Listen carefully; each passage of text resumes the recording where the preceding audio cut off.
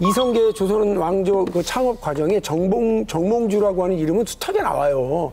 그렇다고 해서 정몽주가 이성계 일파냐? 그건 아니란 말이에요. 그러니까 그 재판 기록 과정에 여러 이름이 나왔다. 거봐, 어쩔 수 없는 거 아니야? 이렇게 한 문제가 아니고 이미 이재명 대통령이 후보 시절에 여러 차례 공개적으로 또 어떤 후보들과의 토론 과정에서 얘기한 것처럼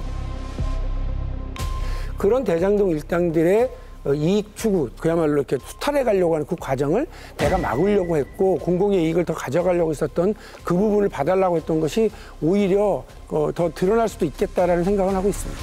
그 대장동 1심 판결과 관련해서 민주당의 희망 지점은 여기죠.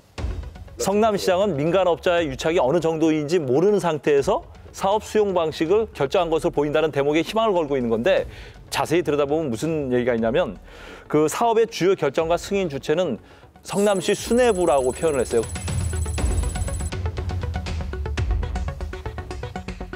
근데 그 수뇌부가 누구인지를 명확하게 재판부가 판단을 안 했습니다. 그래서 엄밀하게 얘기하면 이재명 대통령에 대한 판단을 하지 않은 거예요. 그러니까 이거는 지금 무죄다, 유죄다를 섣불리 얘기할 수 있는 상황이 아닙니다.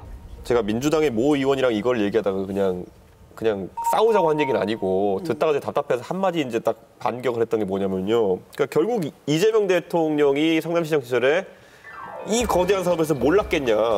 근데 그러니까 지금 몰랐고 못 막았다는 거 아닙니까? 그걸 이제 얘기하는 건데 저는 그럼 추경호 대표는 왜 넣으려고 하는 거예요? 제가 물었어요. 그 의원님한테. 추경호 대표가 몰랐을 리가 없고 막았어야 된다 때문에 지금 구속영장 청구한 거잖아요. 그거 왜 뭐 있나요, 지금? 민주당은 굉장히 관심법적으로 지금 이제 추경호나 아니면 이런 소위 말하는 내란 재판에 대해서는 들어가고 있고 여기에 대해서는 완전히 이제 선회를 하는 걸 넘어서 가지고 문구 하나 때문에 이제 희망찬 얘기들을 하고 있는 거잖아요. 저는 이 온도차가 너무 심하게 느껴져요, 지금. 상대 당에는 구속영장까지 친 상황이라고요, 지금. 아니, 그 민주당이 구속영장 낸 건 아니잖아요. 민주당이 만든 특검이 냈죠. 특검에서 네. 법률적으로 추구를 하는 거고. 그러니까 역시 이 재판부에서 사법적으로 판단한 내용인데 이 부분 가지고 아전인수를 하고 있는 거 아니에요? 여기 이건 정리하고 갔으면 좋겠어요. 여야가 모두 공히 인정할 수밖에 없는 건 이제 재판부가 내온 설명 자료에 나와 있는 그대로 보면 유동규 이외에 의사결정을 하는 사람이 있다. 이거는 재판부가 인정한 사실입니다. 그리고 그 유동규 이외에 의사결정을 하는 사람은 성남시 수뇌부다. 그러면 우리가 앞으로 밝혀야 되는 건 성남시 수뇌부가 이재명이냐 아니냐만 밝히면 되는 거거든요. 그 되게 쉬운 문제로 그냥 정리가 다 됐어요, 이미. 게다가 이재명 대통령은 과거에 2022년 대선 때에 대장동 설계 내가 했다는 말씀을 직접 하신 바가 있습니다. 이건 우리가 다 알고 있는 사실관계인데 이재명 대통령께서 뱉은 말 그리고 재판부가 내놓은 설명 자료를 연결하면 저는 그냥 누가 봐도 상식적인 수준에서 보면 성남시 수뇌부 이재명 대통령이 대장동 사업에 관여했다라고 정리할 수 있을 것 같아요. 저희가 지금까지 재판중지법에 대해서 얘기를 했는데 사실 대통령실에서 제일 관심 있는 건 배임죄 폐지입니다. 여러분들이 정치권에서 여권에서 갈등이 나고 논란이 있을 때 누구의 입을 주목하라고 제가 말씀드리고 싶냐면 김명기 원내대표 입을 좀 주목하세요. 김명기 원내대표의 뜻이 거의 대통령실하고 주파수가 맞습니다. 그런데 여전히 김병기 원내대표하고 정청래 대표하고는 커뮤니케이션이 잘 되지 않고 있습니다. 그날 이후로. 그 사건 아시잖아요. 그 여야 대표에다 번복 이후로 커뮤니케이션이 잘 안 되고 문진석 수석 부대표를 통해서 자기 메시지를 전달하고 있어요.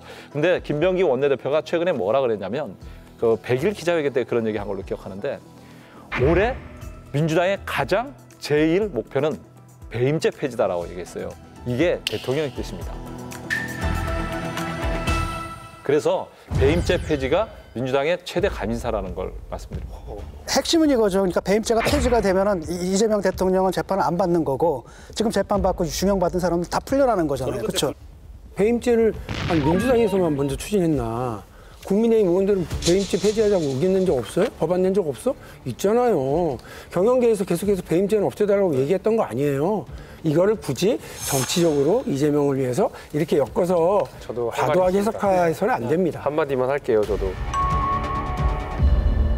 배임죄 폐지 국민의힘에서도 주장한 거 맞고 저희도 그 취지에 공감하거든요. 근데 이번에 나온 게 배임죄 폐지만 달랑 나온 게 아니잖아요. 패키지가 있잖아요. 민주당 그 법 개정 패키지가 있는데 아까 말한 재판중지법, 배임죄 폐지, 그다음에 뭐 4심제 하겠다라는 거, 그 대법관 늘리는 거, 행정처 없애는 거. 법원 행정처 없애는 거. 이게 패키지로 묶어 나오는 가운데 배임죄 폐지가 있는데 그 패키지의 공통점이라 하면 모두 이재명 대통령의 법리적 유리함으로 향하고 가고 있거든요. 그럼 당연히 그 의도, 하필이면 이 시간에 그 다른 법안들과 패키지로 묶어서 이 법을 처리한다? 의심할 수 있는 자, 거죠. 이것도 제가 충분히 의심할 수 있습니다. 말씀을 드리면 말씀하신 사법개혁을 추진하는 방안에서 패키지 법안들은 따로 있고요. 제도개혁은 따로 있고 배임죄는 거기 안 들어가 있어요. 배임죄는 네. 경제 관련 법안과 관련해서의 상법 추진과 뭐 노란봉투법 추진하고 또 중대재해처벌법 관련해서 더 강화하고 가면서 경영계가 너무 힘들어한다고 하니 경영계의 그런 민원 수고는 뭡니까? 배임죄요. 그러면 이것도 그럼 처리를 같이 하는 것은 어떨까요? 하고 나온 거지. 오히려 경영계과의 대화 속에서 나온 거지. 사법개혁안의 패키지 법안은 아니다. 이 과정을 보면서 참 안타까운 게 뭐냐면 이재명 대통령이 본인이 계속 주장한 게 뭐냐면은 이현령 비현령에 가까운 것들 때문에 많이 기소되고 재판받는다 그랬는데요. 그러면은 그거를 차라리 철학으로 얘기해도 괜찮을 것 같아요. 예를 들어 공무원이나 기업인들이 위축받지 않기 위해 가지고 이렇게 패키지였겠다. 가장 대표적인 게 배임죄가 사후적으로 이제 실패에 대해 처벌하는 부분이 있는 것이고 또 하나가 이제 윤석열 검사가 이 세상에 들고 온 직권남용의 광범위한 적용이거든요. 지금 본인이 그것 때문에 고생하고 있으면은 직권남용도 그럼 한번 이제 좀 더 좁게 보겠다는 얘기를 해야 되는 거거든요. 근데 이건 못 내려놓죠. 왜냐? 이건 내 공격무기니까. 지금 윤석열 대통령이든 누구는 상대 진영 잡아놓는 데는요. 이거만큼 편리한 게 없는 거거든요. 나를 방어하기엔 배임죄를 없애야 되는 거지만은 저는 이거는요. 옛날에 한고조 유방이 들어가서 뭐 했습니까? 약법 3장. 법을 다 간소해버릴게. 이런 개혁이면 제가 한 패키지라고 엮을 수 있는데 나 걸리는 건 다 빼고 쟤네 잡는 거는 강화하고 이렇게 하면은 저는 안 된다 보거든요. 저는 이준석 대표가 좋은 지적을 했다고 봐요. 그러니까 그냥 너무 광범하게 적용하고 있는 법들은 사실은 해석을 좁히게 분명하게 좀 해야 될 필요들이 있다고 생각하거든요. 이제 배임죄도 그렇고 예전에 이제 뭐 거의 사문화됐습니다. 국가보안법도 그렇고요. 너무 이거를 그냥 막 적용을 하게 되면 힘들고 실제로 그 대장동 건이 논란이 됐을 때 하고요. 그다음에 성남 FC 건 후원받은 건을 가지고서 그 우리 당의 민주당 쪽의 지자체장 말고요. 국민의힘 소속 지자체장들도 경악을 금치 못했다는 거 아니에요. 나도 걸리겠구만. 맞아, 그거 있어요. 왜냐하면 본인도 열심히 하려고 그러면 공무원들이 이거 규정상 어렵고요. 사례가 없습니다. 이렇게 얘기하는 걸 넘어서야 되거든요. 만일에 규정과 사례대로 전례대로 할 거면 공무원들 중에서 그냥 지자체단체장 그냥 임명하면 돼요. 그러니까 이걸 넘어서기 위해서라면 좀 좁히고 해석을 달리해야 될 측면들이 많이 있습니다.